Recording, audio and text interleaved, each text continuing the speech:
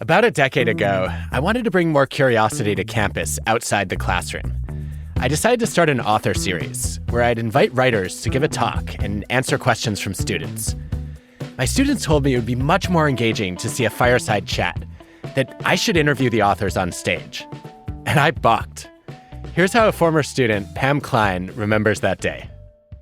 I remember you saying to me that there's no way I'm going to sit on stage awkwardly, and that it made you generally uncomfortable to have everyone watching you do the interview. I was too insecure.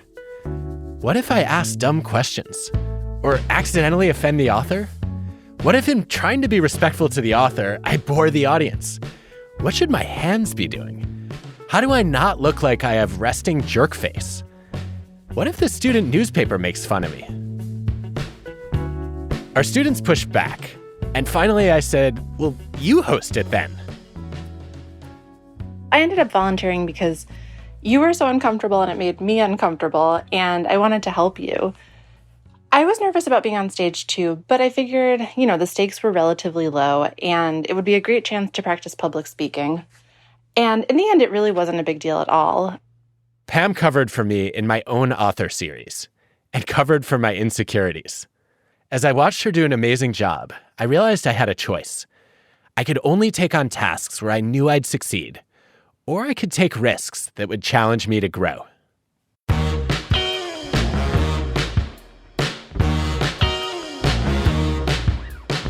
I'm Adam Grant, and this is WorkLife, my podcast with the TED Audio Collective.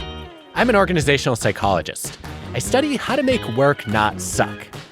In this show, I take you inside the minds of fascinating people to rethink how we work, lead, and live. Today, how to overcome the costs of insecurity and make it work to your benefit. Thanks to Logitech for sponsoring this episode.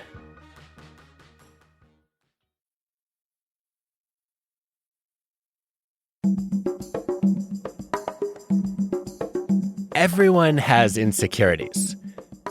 They're those moments of self-doubt where you question yourself or your abilities. Am I creative enough to solve this problem? I don't know how I got this promotion. I'm not as competent as they think I am. Am I smart enough to impress this client? They're gonna find out.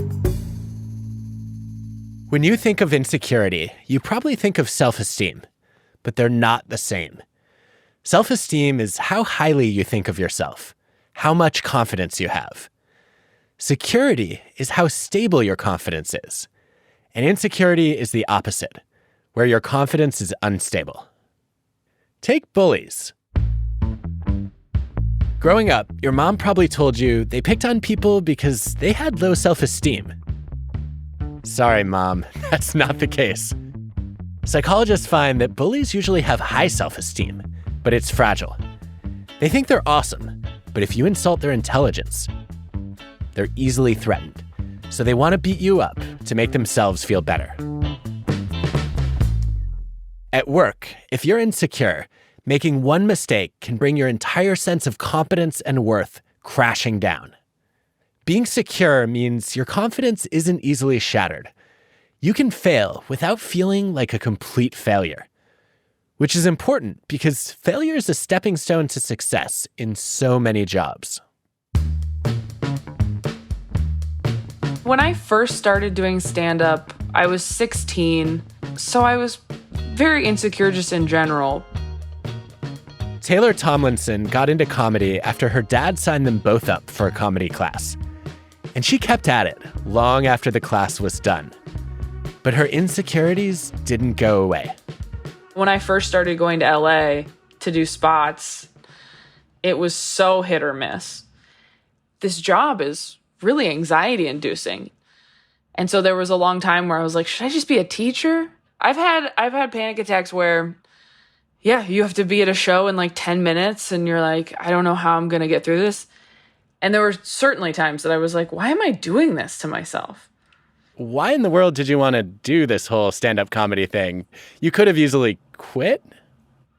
I didn't feel comfortable in my own skin until I started doing stand-up.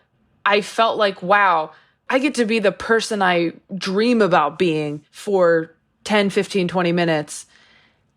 And the gap started closing as I got older and better to where who I was off stage matched who I was on stage. So much of my stand-up is made up of experiences that I'm embarrassed of. That when I started doing stand-up, I got to sort of take the power back from those experiences. And so every time something bad happened to me, I could turn it into a joke, and it didn't feel like I made a stupid mistake. It just reframed everything and helped me look at my life in a much gentler way, because it was like, okay, now everything can be material. Taylor spent the next decade performing, and sometimes failing, on countless stages. It was only when I did it all the time that I wasn't afraid of it. And her hard work eventually paid off.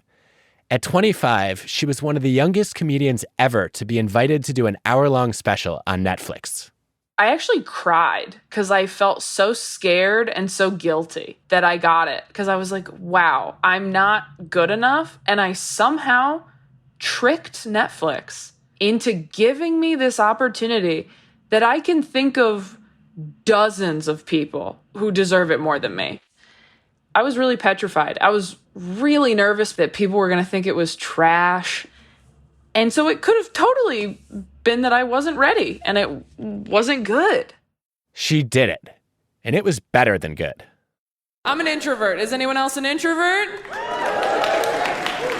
All right, that was a test and you failed. No introvert's ever gone, woo, at any decibel.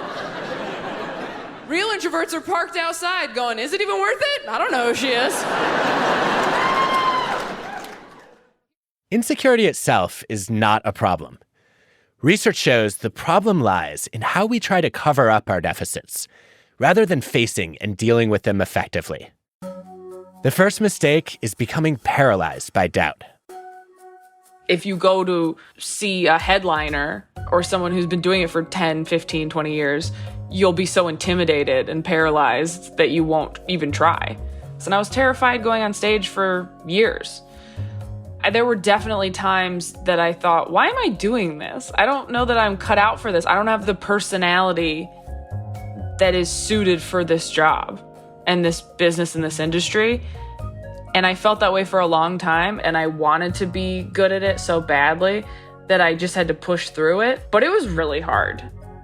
If you find a reason to push past the paralysis, the second mistake is that insecurity stops you from trying hard enough.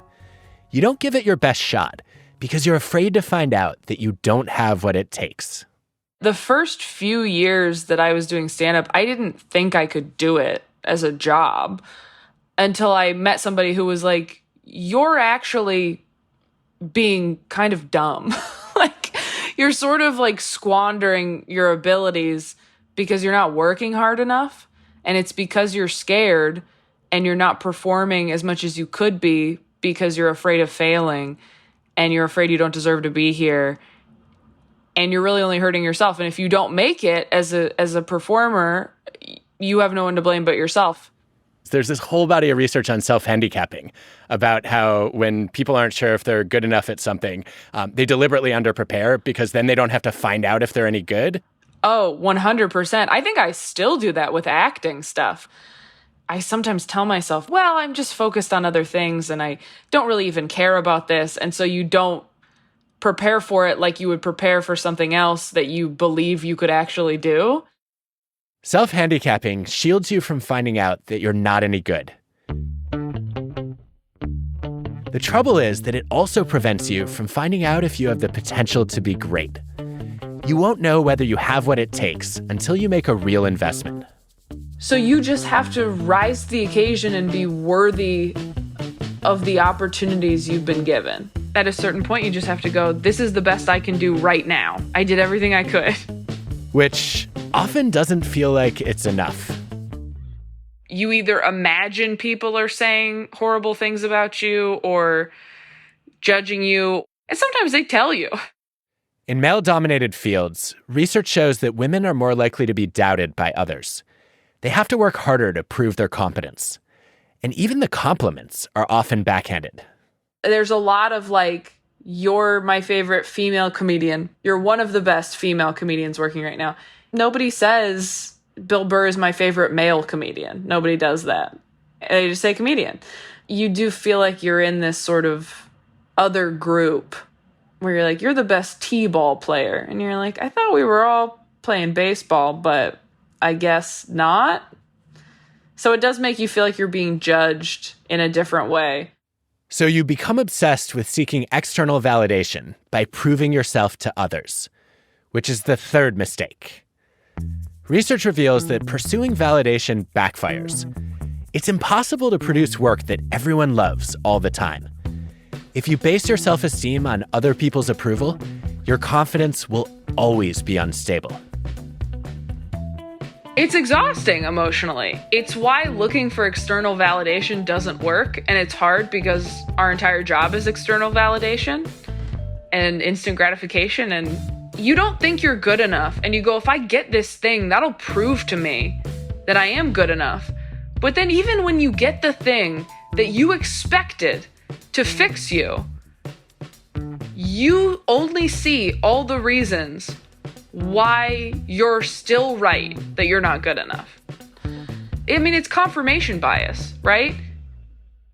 A healthier approach to managing insecurity is to stabilize your self-esteem by making it less dependent on external validation. A good starting point: decide whose approval actually matters to you. Now with the internet, it is so much easier to find the people who like you. It's very similar to finding someone to partner up with for life. Not everybody is going to want to marry you. You just have to find the people who do want to marry you. And that's how stand-up comedy is. Not everyone's going to think you're funny, but you have to find someone and just make a lot of those people aware of you until you have your fan base. Those 4 words, just not for me, that has made a huge difference for me and my insecurity and my imposter syndrome in this business, where I just have to say, I'm just not for them. There are plenty of people that I am for, and that's who you have to focus on. Choosing your audience can help to stabilize your confidence.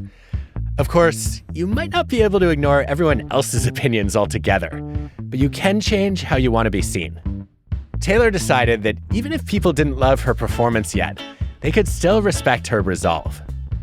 I think it just comes down to work ethic, because you can't change how talented people think you are or how much people like what you do, but you can make people respect how hard you work. So while I'm maybe insecure about who I am and I have reasons to be, I know that I work really hard. I feel confident about that.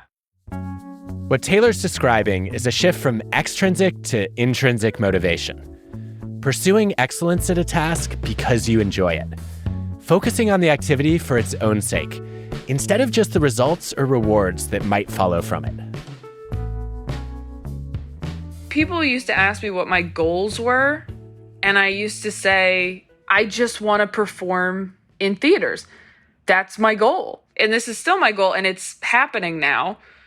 I think if you focus on how you want your life to be instead of how you want people to perceive you, I would like to have stand-up specials that are successful so that people come out to see me do what I love. And that's what I want my life to look like. Evidence shows that we're less likely to become discouraged by setbacks when we shift our goals from extrinsic image to intrinsic mastery, from proving our competence to improving our competence. If you're a student, that means worrying less about acing the test and more about gaining a strong command of the material. If you're a new manager, it's shifting your attention away from impressing your team with your knowledge and toward building your knowledge. In other words, you focus less on looking good and more on getting better. Taylor does this with new jokes. She tests them out on her audience. I guess I don't feel horrible when people don't laugh now. On stage, sometimes I just say, like, guys, that works everywhere. That was on you. I don't know what happened. If everyone could just get it together, because we have another 20 minutes. But if I'm trying something new and it doesn't work, I just go, all right, that doesn't work. But succeeding so young hasn't magically melted away her insecurities. In some ways, it's magnified them. It just made me feel like I was tricking people, even more so. Where I'm like, well, it's not that I'm really good at stand-up. It's just that I'm young. I'm just young and lucky. I have an angle. It's that I'm a child. There is a complete contradiction in saying, on the one hand, you don't think you're good enough as a comedian. On the other hand, you think you're a way better judge of your own comedy than all the Netflix people. How arrogant. Oh, wow. This is blowing my mind a little bit. I have imposter syndrome in a lot of areas of my life where I feel like I'm tricking people. But that is me going, I'm so smart, I figured it out. I see through me. No one else does, but I get it. Yes. And if you're going to trust your own judgment, you can't only trust it when you judge yourself negatively. Yes, that's true. So I just have to find a way to think, well, I do trust you. I trusted you when you said I was garbage, so you must be right now. Although I'm afraid, because the alternative, what you've been doing, has clearly worked extraordinarily well for your career. So I don't want to do anything to sabotage it. That's the real issue with all this is I would really love to not be so anxious, but it does make me really good at my job because I try harder because I'm afraid of failing. And if I didn't have that fire under my ass, maybe I wouldn't be as good. How do you turn insecurity into motivation? More on that after the break.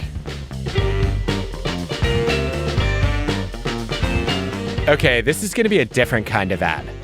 I play a personal role in selecting the sponsors for this podcast because they all have interesting cultures of their own. Today, we're going inside the workplace at Logitech.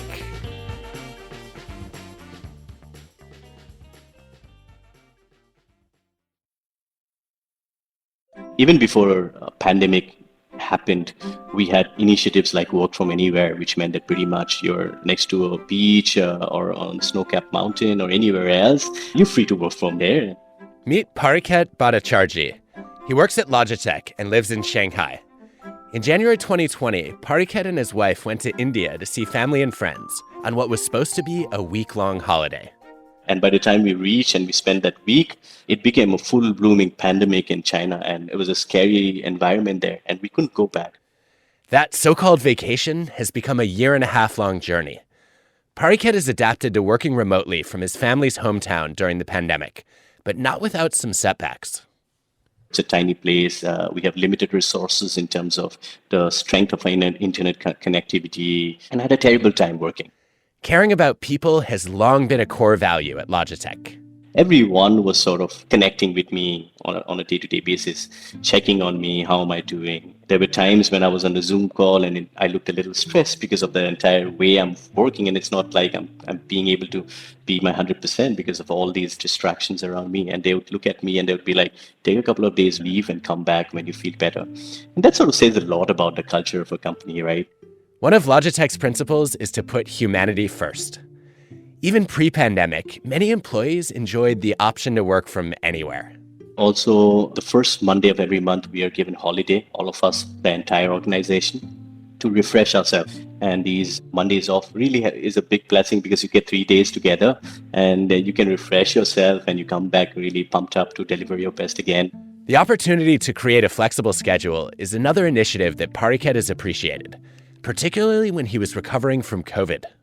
Especially after COVID, when I was feeling sick or not feeling well, I was offered flexible working hours. I think one of the good things about Logitech is, as a company, it listens. It really listens to what the employees are thinking, what they are facing, what they are doing. That piece of humanity is what makes this organization so special. Research has shown that especially during the pandemic, flexible work arrangements can go a long way toward helping employees cope with stressful situations. By providing flexible hours, Logitech was able to give Pariket the space and time he needed. This is a very, very worrisome time. Everyone has anxiety right now in terms of what's happening in this world, when we will go back to the normal again. What you need right now is to really have that good rest. You need to play back and just relax and let it go. And that will really help you. in this pandemic situation with a more happy and content mind. Logitech has a strong culture of valuing employees and their communities. Learn more at Logitech's company page on LinkedIn.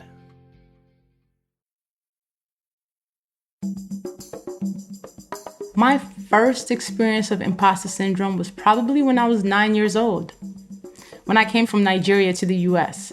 And it was the first time I ever felt different. Meet Lovey Ajayi Jones. And I walked into that classroom in Chicago in October, where it's cold, and I instantly knew that my name was different, my accent was different, that everything about me was strange. Like, nobody told me I was strange, I just knew and felt it. And I knew I had to adjust who I was to fit that room. And I think we learned very early on how to adapt and how to shift ourselves for the room, as opposed to making the room shift for us. I lost my accent by listening to how the kids were speaking, but I was still only gonna change myself to a certain point. I could have brought sandwiches to school, but I still brought jollof rice. One time I tried to bring a sandwich to school, but I missed my actual spices. I think that might be a metaphor for your life, Lovey, that ever since that day, you have refused to leave the spice behind. That's it. That's a word. That's a word, Adam. That's it. I do not leave the spice behind. Like, the spice is coming with me. Even when I try not to stand out, I stand out. Lovey started her career as a marketing coordinator at a nonprofit. After getting laid off, she struggled to find a job. Eventually, she decided to focus on her blog, Awesomely Lovey. People were drawn to her wisdom, her humor, and her conversational style. When I started blogging in 2003, I just was writing the truth out loud. Because blogging at that point was not considered a career, I was able to tell the truth out loud in public because I wasn't doing it for strategy. As her audience grew, so did her prominence. Lovey was invited to report at the Oscars. She wrote a book that hit the New York Times bestseller list, and she started giving a lot of public speeches. But there was still one stage she hadn't been on, the Red Circle. Then, in 2017, she was invited to give a TED Talk.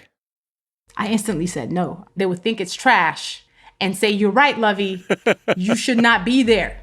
The idea that you, the person that we've all looked at and said, I do not want to have to speak after Lovey, I'm going before her, you didn't think you were ready is insane. Right, because I didn't think I was ready for that stage. A couple months passed, and Ted asked again. Lovey declined again. I was coming up with all type of good excuses, okay? They were good excuses. That was major imposter syndrome. Imposter syndrome. You've definitely heard of it. You might even be feeling it right now. It's when other people's views of your competence exceed your confidence.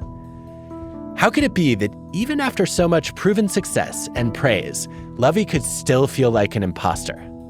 What happens with imposter syndrome, it doesn't go away, it shapeshifts. Tell me more about that.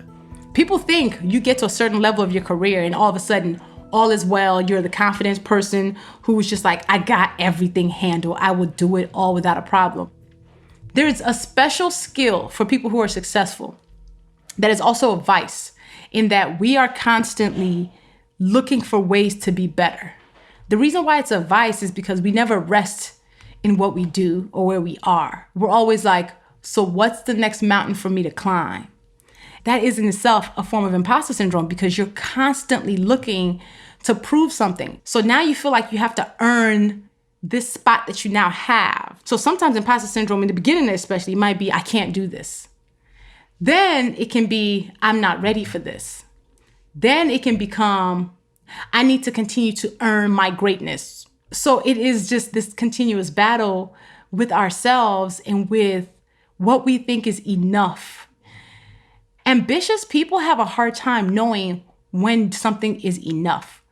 we get something and we're already on to the next thing. Like, okay, well, you're like, wait a minute, you just did this really cool thing. You're making me think that one of the reasons that achieving something doesn't make imposter syndrome go away is it raises the bar for how good you have to be, right? So before, if I published a book, then I've accomplished something. And now, it's like, if it's not a New York Times bestseller, I've failed. Correct. So as we hit the bar each time, which is a good thing, what we don't realize is we might be setting ourselves up for failure a little bit, because now we're just like, I've done it 8 times before. Why can't I do it again? Imposter syndrome seems like a debilitating form of insecurity. If you make it into a syndrome, it is debilitating. Walk around with the chronic belief that you're a fraud, that you don't deserve any of your success, and it can hold you back. But those moments of insecurity don't have to be a disease or a disorder. They're everyday doubts about whether you're as good as other people think you are. So most people, when they think of this phenomenon, they tend to think that it's something that women only experience. And what recent work is actually trying to show is that, hey, this is actually prevalent across races, genders, and occupational categories. Almost 70% of people seem to have these thoughts, at least at some point in their lives. Basima Tufik is a management professor at MIT. When she started her career as a consultant, she felt like an imposter. And really the whole point of consulting is to sort of go into other people's companies and tell them, hey, I think I can help you do this better. But I always had this thought of like, well, but I haven't actually been there for that long. You're sort of sitting there being like, hey, I'm supposed to be an expert on this, but I feel like there's so much more that I want to learn. Basima has studied imposter thoughts among investment professionals, medical professionals, and military cadets. And she finds an outcome that's pretty much the opposite of what their imposter thoughts would have them believe. People with workplace imposter thoughts actually appear to report higher levels of mastery a couple months down the line. It's not necessarily that they're working harder, but they're working longer. Those imposter thoughts also motivate people to focus more on others. For example, when medical students have those insecurities, they make better eye contact with patients and listen more carefully to them. They don't think they have all the answers. People with more frequent imposter thoughts get rated as better collaborators, especially if they're men. And that might have to do with sort of the stereotypes that we attach to women. We sort of expect them to be helpful and cooperative. And so when they do these sort of behaviors, they're not necessarily rewarded for it because people have different expectations coming in. There's also reason to believe that women are more likely to internalize their doubts and ruminate about them. Anxiety is still a part of this process. What typically is studied is something around fear of being found out. Whether it might be useful to actually think about whether this correlation, this overlap is higher in women versus men. Maybe for women, when they have workplace imposter thoughts, they think other people think I'm smarter than I think I am. They have a lot more fear that other people are going to find out that they're not as smart. So interesting. Whereas men just wander around thinking, of course I'm the smartest person in the room. I don't know why I questioned that for 4 seconds. Or maybe they're just like, I'm not going to tell anyone that happened. Maybe it's not worth talking about out loud. Maybe I'm just going to sort of leave that behind and forget that I had that moment. It makes me wonder if we should just throw away the term imposter syndrome and talk about self-doubt and insecurity. What differs from what I'm calling workplace imposter thoughts and self-doubt and insecurity is this other focus. Like, I really think the fact that there is these sort of discrepancy in expectations, that you're sort of thinking other people are overestimating you, is actually where the upsides come from. We have to be a lot more careful about the narrative that we're essentially attaching to this phenomenon. When we think about it as universally a bad thing, universally harmful, it sort of tells us, hey, when you have these thoughts, you kind of have a problem, that you need to eliminate it. And what I'm trying to suggest with my work is that maybe actually it's about how to channel these thoughts productively. Too, it really depends on what you're insecure about. Insecurities are problematic if you just think you suck. But if you're insecure about not being as good as other people think you are, that's where you find motivation. Hey, other people think you're really smart. Maybe smarter than you think you are, but maybe that's something actually that can be a driver, a motivator. So a lot of people who are successful deal with a lot of imposter syndrome, which actually feeds their success. I think we use it as fuel. as opposed to fire that burns down whatever it is that you're creating. Yeah, that's where we can use it to our benefit.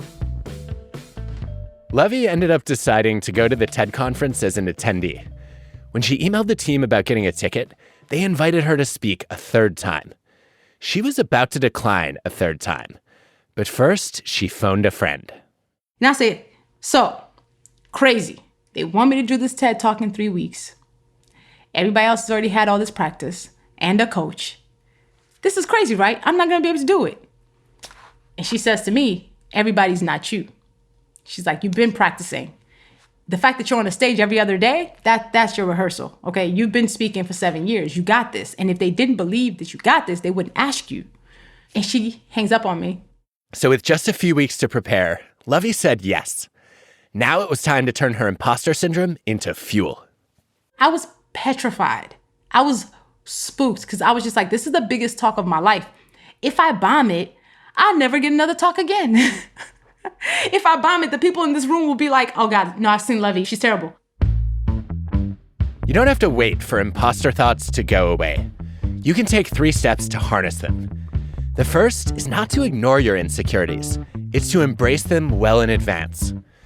For a few decades, psychologists have distinguished between strategic optimism and defensive pessimism. Think about the last time you were getting ready for a presentation. If you're a strategic optimist, you start to imagine yourself giving the talk and crushing it. That positive image of the future builds up your confidence and energizes you to prepare. If you're a defensive pessimist, you have a very different emotional experience. A few weeks ahead, you start to panic. You're gonna forget all your lines and ruin your reputation forever and ever and ever and ever. Yeah, I'm the pessimist.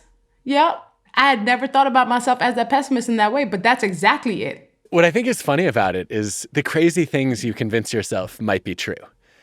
We see this all the time in school, right? Where the defensive pessimists, they wake up in the middle of the night having just had a nightmare that not only did they fail a test, they did so badly that they lost points on all their previous exams because there's no way they could have earned those, right?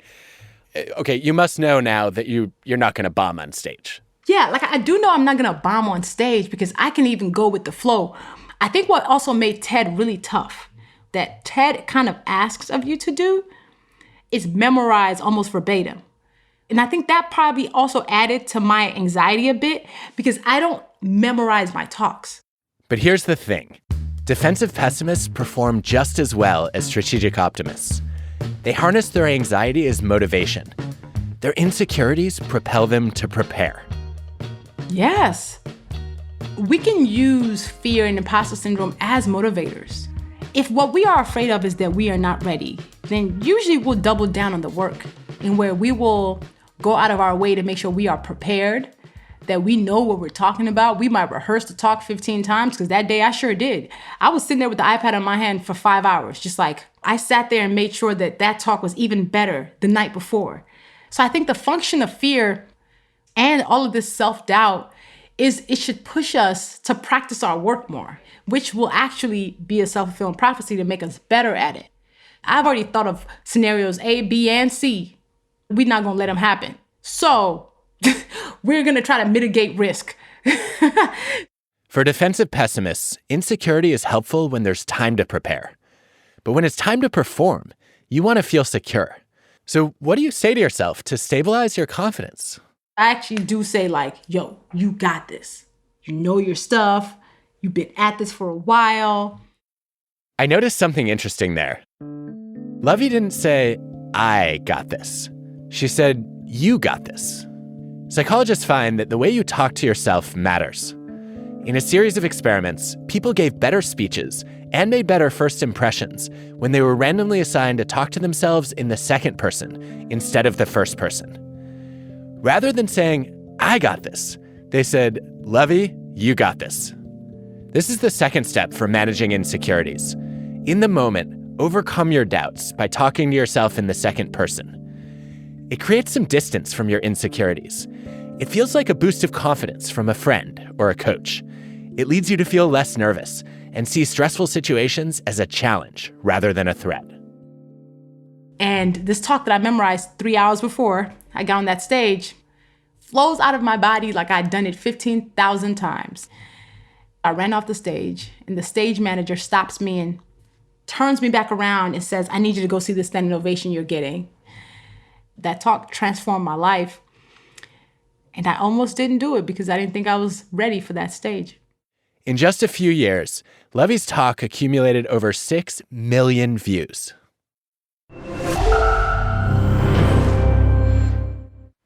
I'm a professional troublemaker. It is our job. It is our obligation. It is our duty to speak truth to power, to be the domino, not just when it's difficult, especially when it's difficult. Thank you.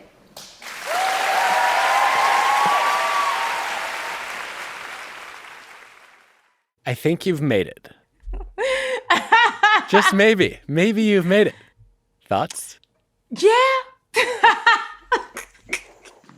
Yeah, that didn't even sound remotely convincing. I was like, yeah. And I still sound unconvinced. That's interesting, isn't it? It is. Why? And see, I think there it goes. That ambition, you always feel like there's more. Have I made it? Adam, do you think you've made it? Oh, definitely not. Just getting started. Adam, how? I am fascinated by this, actually. I'm actually really fascinated by this. And that's part of what keeps us going, isn't it? Oh my God. Isn't it much more of a strange thing when you see it in someone else? Part of the reason why I feel like I haven't made it is that I still have to work really hard for everything, right? Like, it's not coming with ease yet. If I didn't do 45 podcasts, would I have hit the list? Each time I get something, the reason why I don't go, I can't believe it happened, is usually from like, oh my God, the plan actually worked. Not, oh, I can't believe I've earned it. So that's the difference. And I think that is where making it for a lot of us will look like something. Meanwhile, we all have these like ever-moving goalposts. I think effortless success is a myth.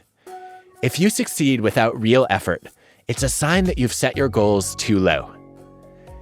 Yes, achieving hard things often does become easier over time, but anything worth accomplishing always takes effort. You just learn to make it look easier. Which brings us to a final technique for harnessing imposter thoughts.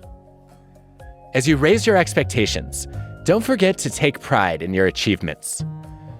My favorite approach is to reconnect with your younger self. Compare your current success to your past expectations. If you from 5 years ago or 10 years ago had known what you'd accomplish today, how proud would that version of you be?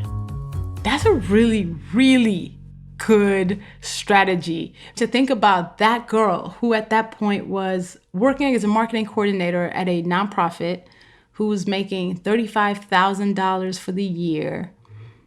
That girl would be wildly shocked at this girl, at this woman. Like, she'd be like, what? You did what? You sold how many copies of your book? You were on how many lists? You've been on whose show? Crazy. She would be shocked. But me, I'm like, man, I did it. Okay.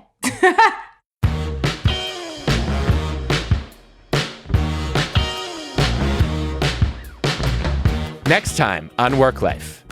It seemed like the sort of concept that had been made up in order to convince people that there was such a thing as emotional intelligence and that they might be deficient in it, and thus they had to alter their behavior to compensate for that deficiency. How emotional intelligence has been co-opted as a form of corporate control. WorkLife is hosted by me, Adam Grant. The show is produced by TED with Transmitter Media. Our team includes Colin Helms, Greta Cohn, Dan O'Donnell, Constanza Gallardo, Grace Rubenstein, Michelle Quint, Banban Cheng, and Anna Phelan. This episode was produced by Joanne DeLuna. Our show is mixed by Rick Kwan. Our fact checker is Paul Durbin. Original music by Hansdale Sue and Allison Leighton Brown. Ad stories produced by Pineapple Street Studios. Special thanks to our sponsors: LinkedIn, Logitech, Morgan Stanley, SAP, and Verizon.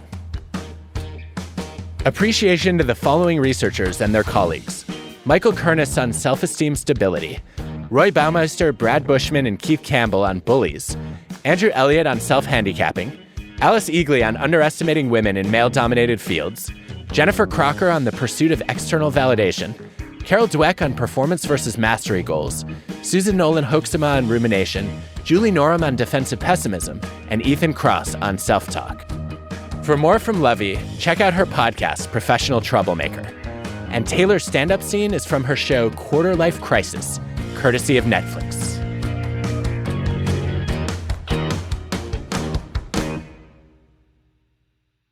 It used to be this thing where it was like, ooh, don't be too pretty on stage. And I don't think that's a thing anymore. You have to be like non-threatening attractive, where you're not unlikable, but we still want to look at you. But you're not going to take my boyfriend